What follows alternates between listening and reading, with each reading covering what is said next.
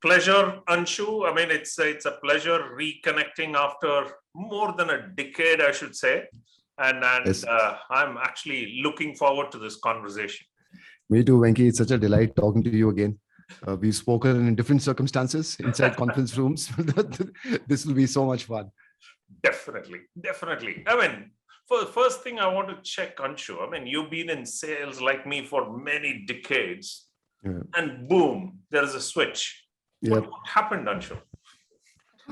It almost sounded like what went wrong, Anshu? No, I think broadly there were two things. One, I was pretty much done with corporate life, and when I say that, I want to put a rider here saying that it is not one of those like they show in movies when you're disgruntled with corporate life. None of those. Okay, I was very happy doing work in corporate life. I used to enjoy work. I would laugh, joke even there. And obviously, with Microsoft, it was great fun. But I think personally, I was done. I was like, there is something that I need to do in life which should be bigger than just this. And parallelly, the other thing which is I think gone all through my life was this love for stage.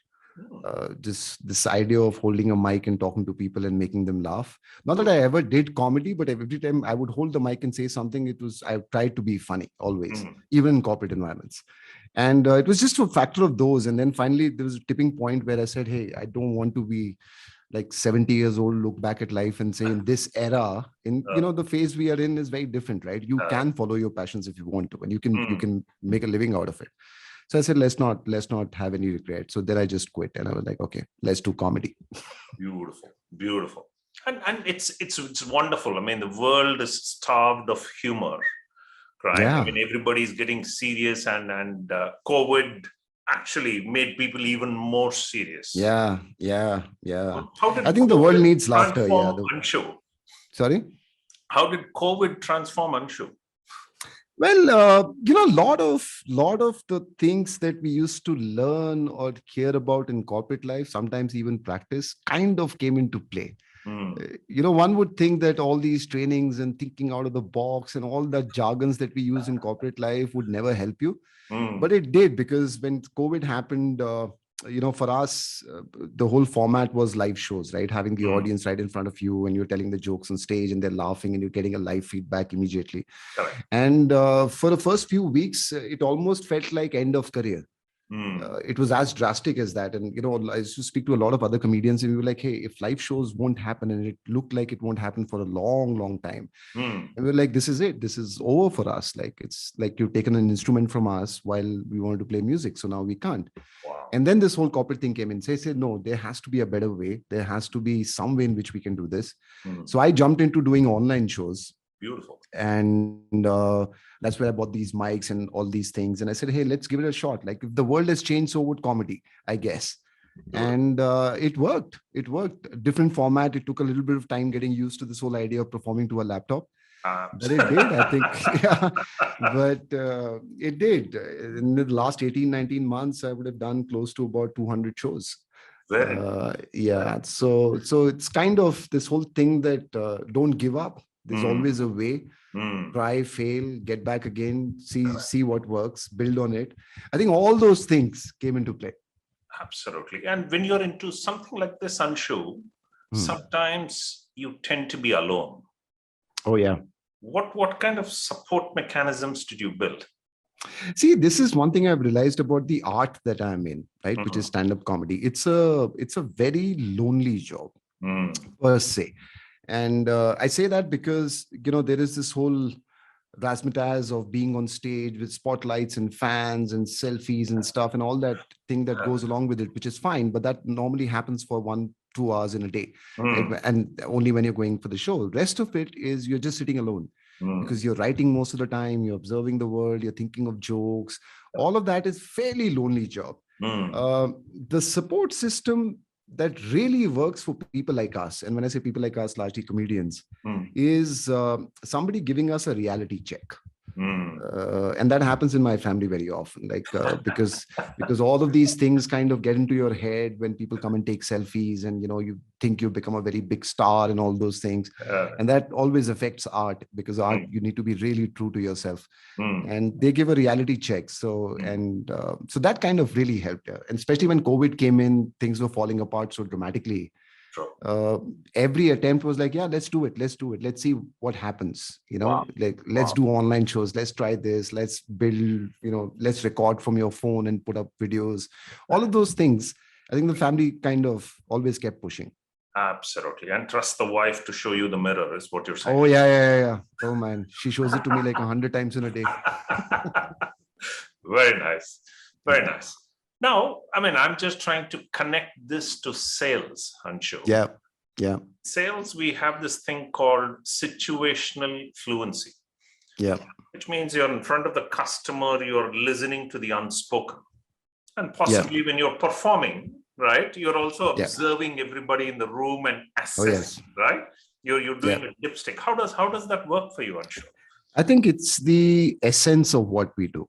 And it's one of those things that you learn over time as a comedian. Like you're pathetic at it in your first couple of years, because what happens is you have a set of jokes, okay? And jokes normally take a lot of time for us to write. So just to give you a sense, a 1 hour show that we would do normally takes about 3 or 4 months of writing daily for 4 to 5 hours. And that's when, so that's when you get a 1 hour show ready, which are jokes which are worth telling on stage, and people would laugh. So initially what happens is you don't have the skill set to understand the room. B, you don't have too many jokes. And C, you don't have the confidence to change the environment around you if something is going wrong, right? So if you go on stage and you start telling your jokes and you can see people are not laughing, you just keep telling your jokes, right? And over time, what you learn is how to read the room, how to read the laughter. Even there are different kinds of laughter. There's body movement happening, there's shift in the eyes, and it all becomes very automatic after some time. Like I've done close to about 700 shows till now.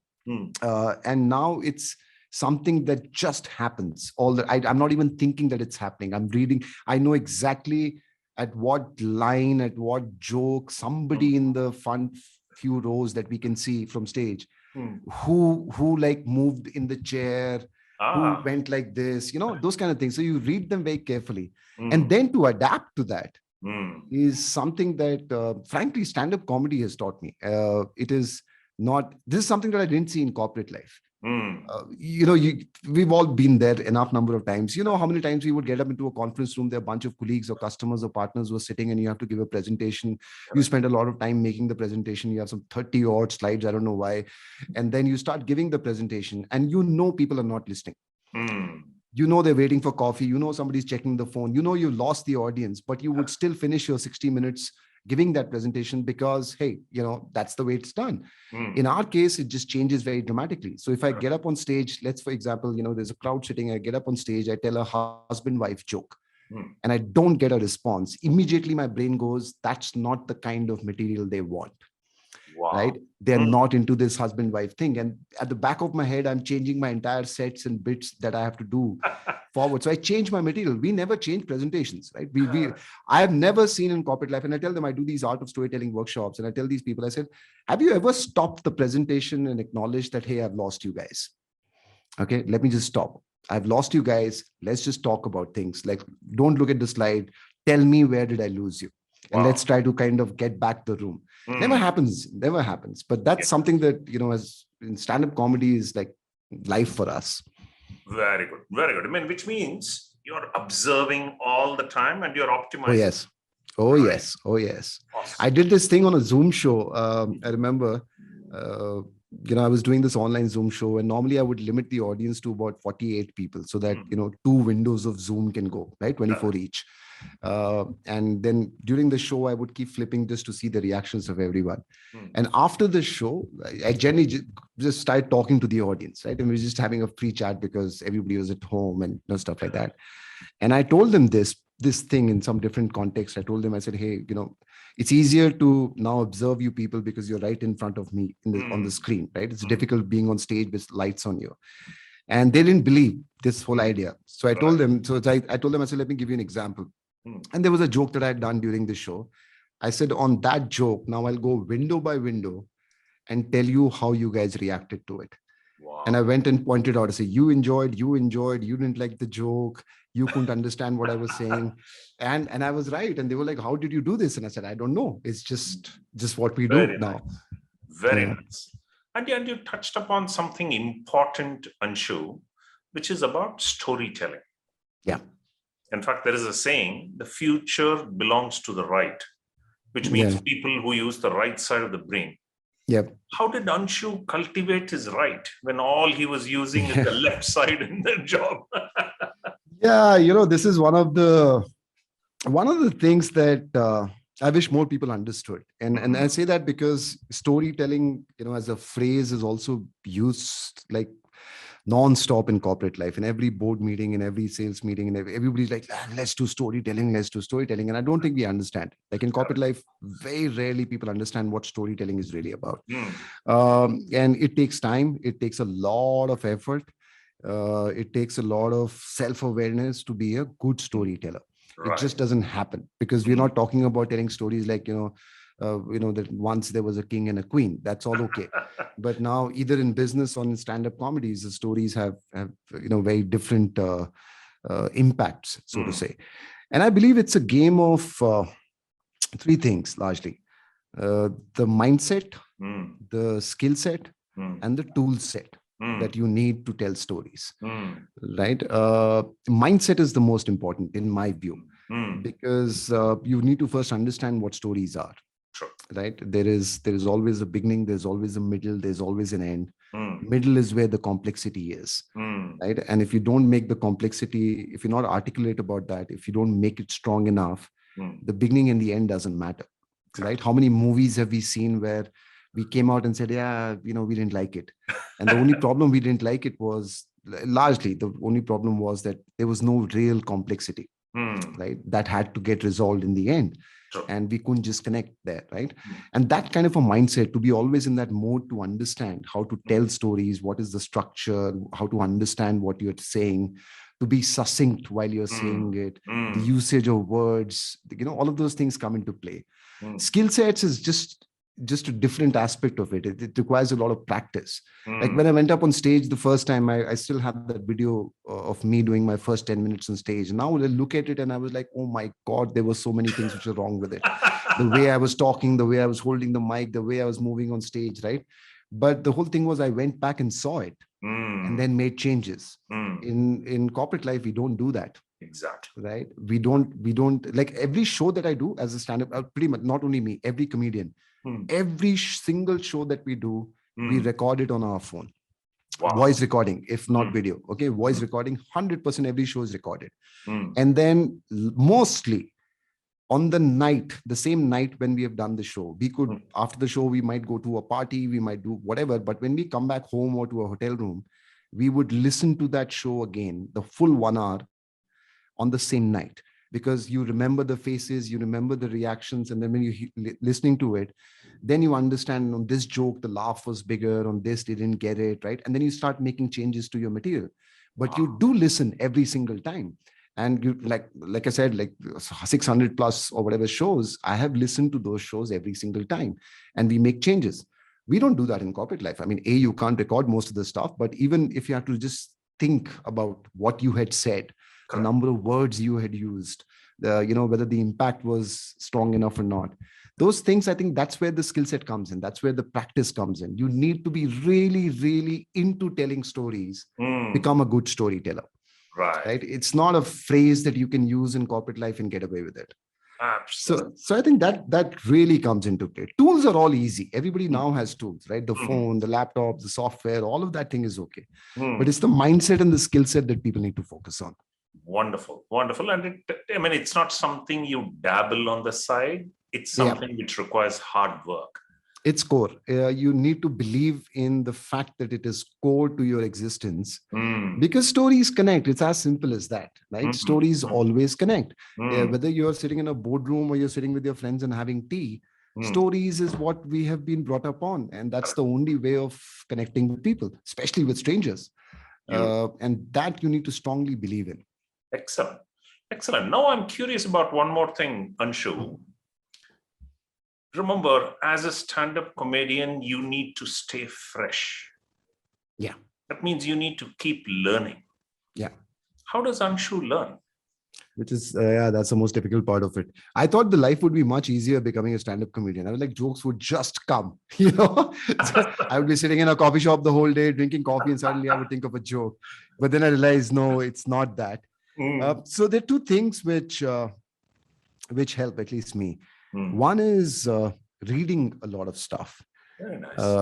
And when I say reading, it's not just about reading about comedy or about the art or about comedians' biographies or anything like that. It's about reading different things, which adds perspective, right? Things that you're not even interested in sometimes, but you would just go pick up and say, hey, well, let me read a few pages and see where it goes. That just keeps your mind fresh. I read somewhere very early in the career, I read somewhere that when you're as a writer, as a comedian, when you are inspired, write. Right? When you're not inspired, read.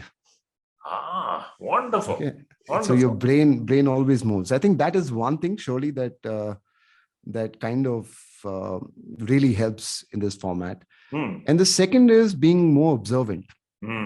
It's both a skill set and a curse, frankly speaking, because now we seem to be observing too many things. But just keeping your mind open to stuff is very, very important.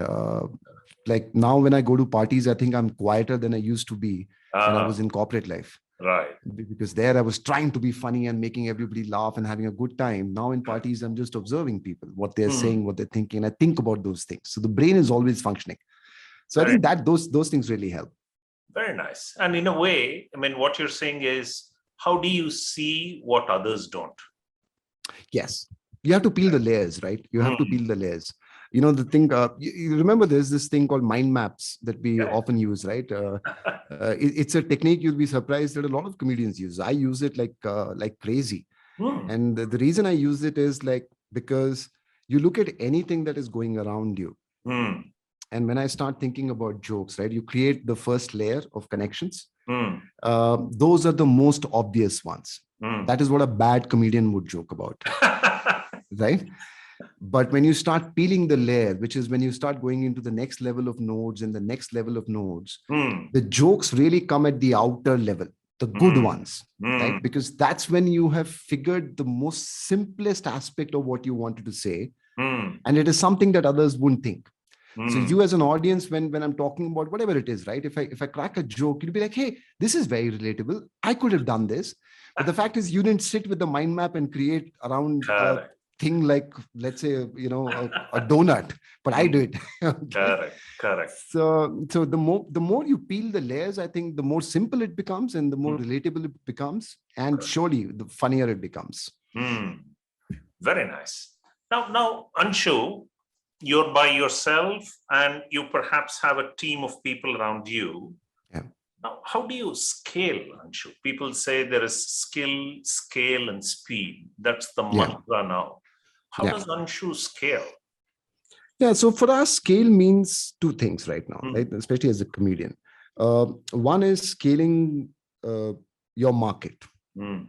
Right? The number of people who know you, the number of people who would come to your shows, the number of people who follow you on social media, all of those things, right?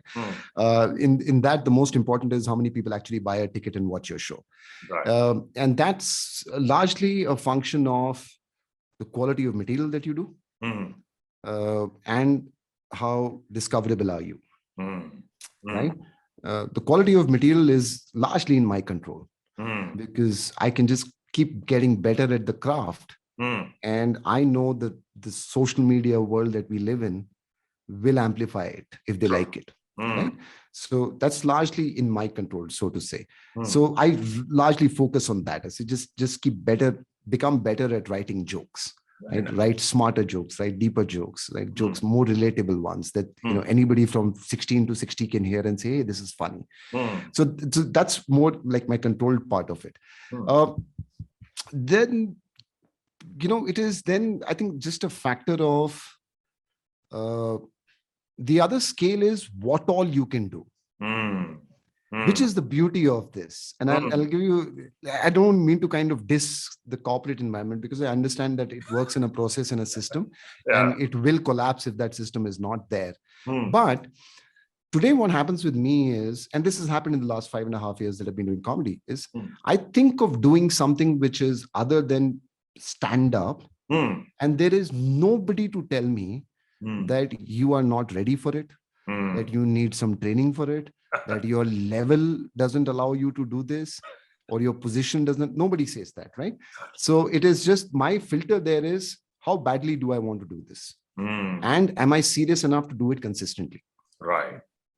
So in my life, for example, stand-up comedy was what I started off with. And then at one point of time, a couple of years back, I was like, hey, this podcasting is something that I want to do. Very nice. And I want to be good at it. And there will be a time when I would be consistent and have a podcast which is world famous, right? Very nice. So nobody was there to tell me, hey, you can't do podcasting now.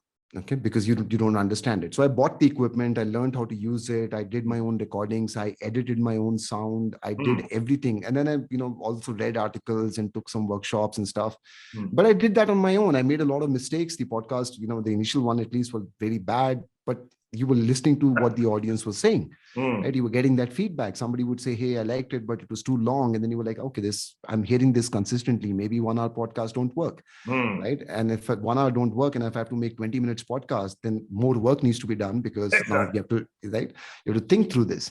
So that happened. Then recently, like just before COVID, I decided that there are stories inside me, very nice, which I want to tell to the world, but they are not necessarily funny stories. And I said, the only medium that I can think of is either making a movie or making a web series on Netflix or Amazon or whatever, right?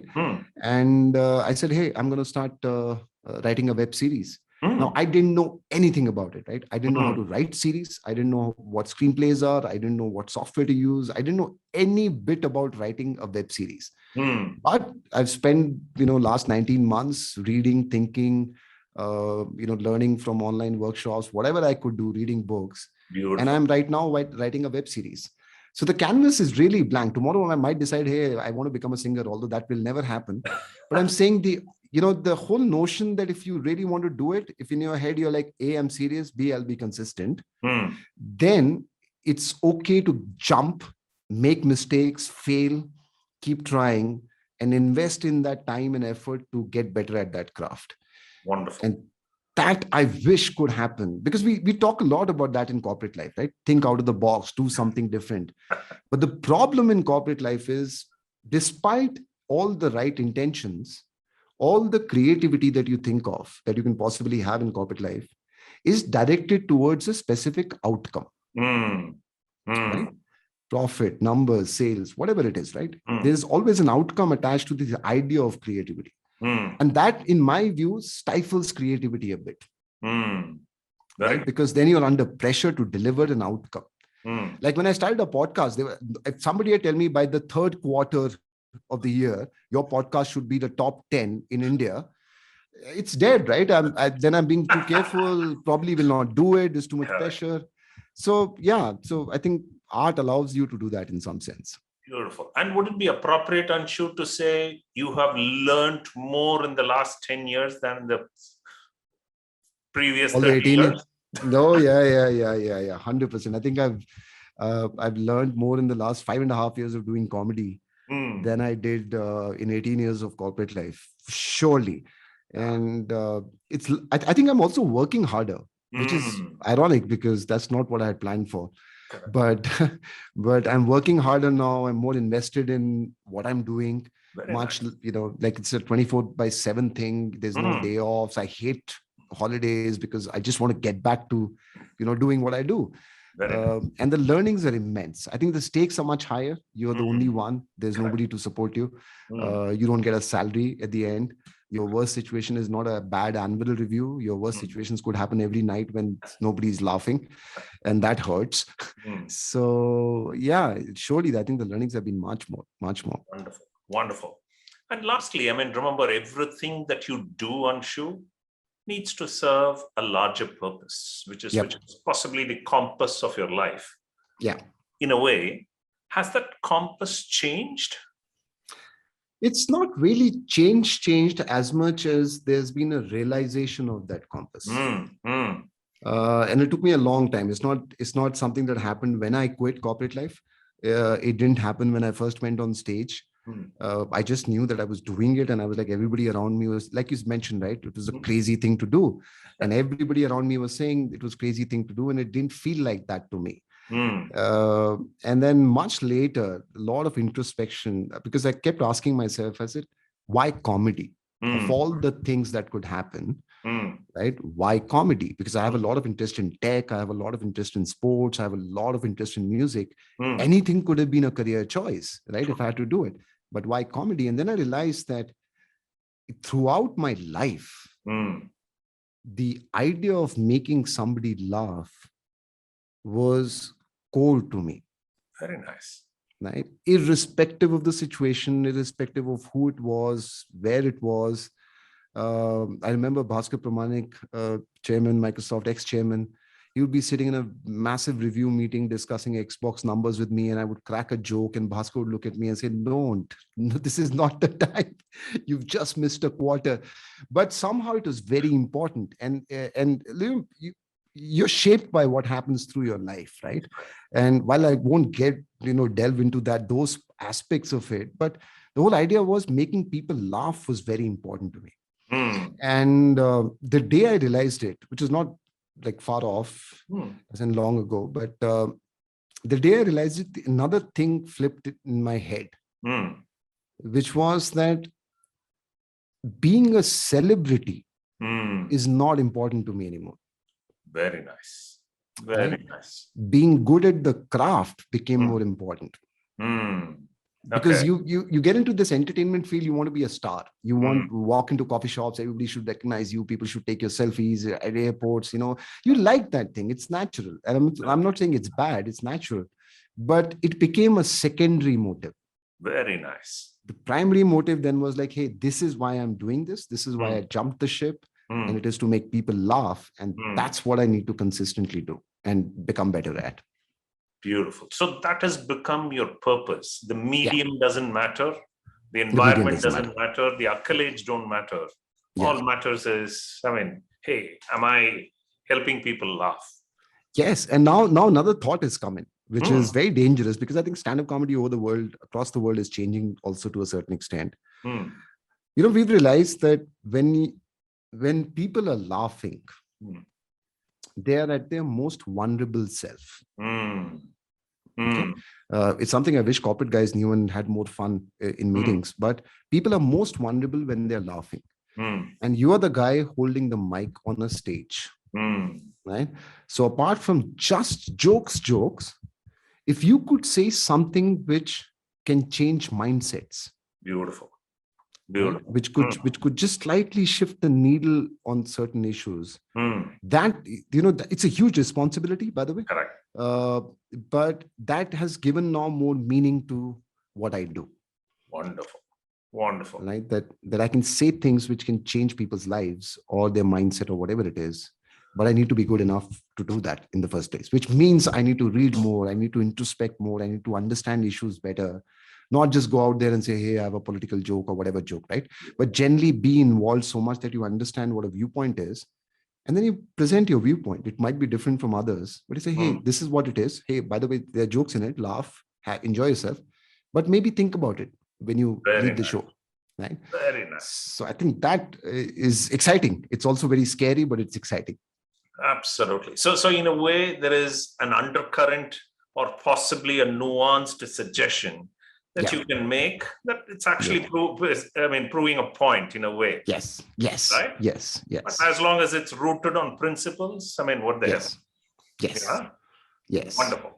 Wonderful. This has been an absolute pleasure, Anshu. Pleasure reconnecting with you. I should say thank you so much for your time. Right? Thank you so much. I'm going to wish you the very best, Anshu. It's a delight reconnecting with you. Thank you so much. Likewise, Venki. And I have lots of time. So thank you for giving your time. I know you're the busy guy, but this is an absolute pleasure. Thank you so much.